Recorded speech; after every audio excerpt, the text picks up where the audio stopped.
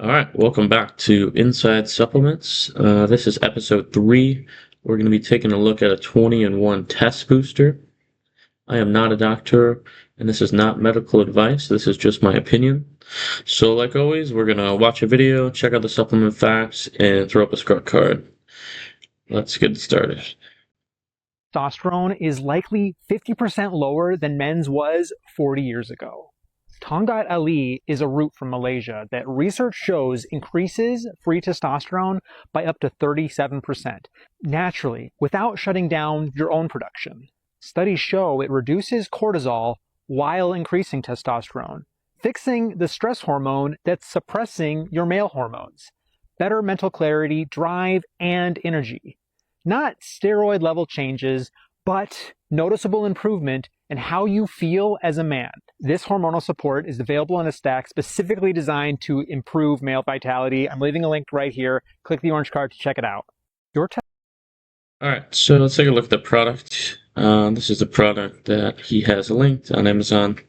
Vita Up Tongkat Ali 20-in-1 supplement here. So let's take a look. It says 1 jar and you get 20 supplements. This is pretty common in the supplement space. 2 caps daily. All right, here we go. Let's dive into the supplement facts. So right off the bat, 20-in-1 is a red flag for me, but this is extremely common, especially for the test boosters. And basically, it's the psychology of that adding more ingredients, makes it more powerful.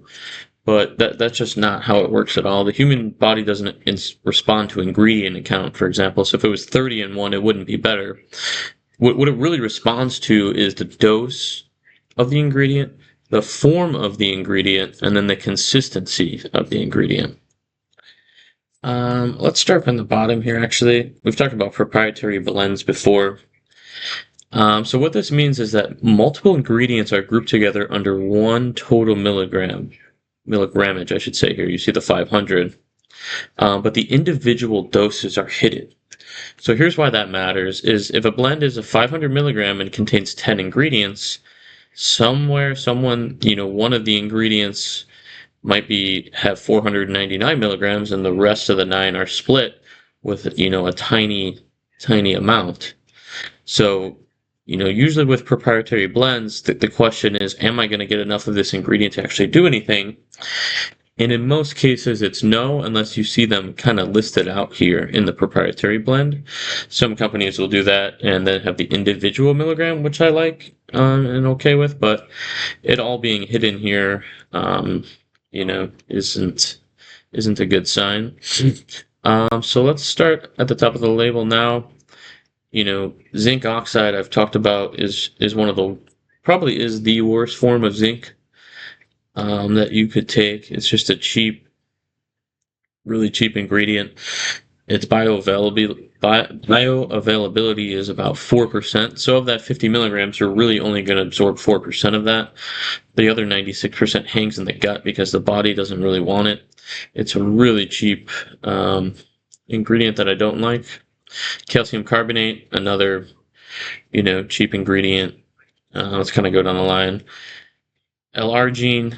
This is for nitric oxide support, but most research starts at 3,000 milligrams. So 200 milligrams is, basically irrelevant. Maca root is not really a test booster. It may help libido, but studies often have it between 1,000 to 1,500 milligrams. So 200, is a sprinkle there.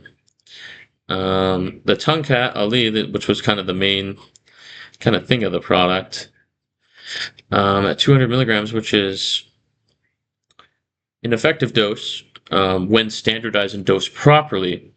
So most research uses 200 to 400 of standardized extracts.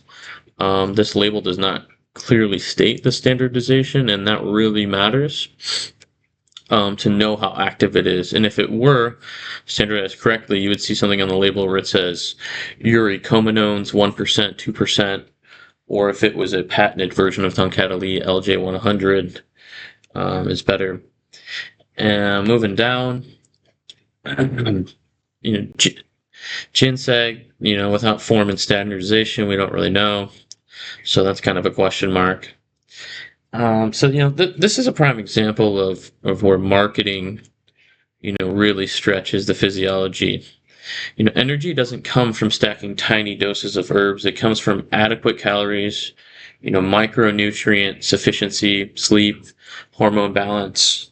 And supplements can play a huge part in helping that, but they don't replace the fundamentals of that as well. This product, I mean, it's not useless. It's just not what the marketing implies.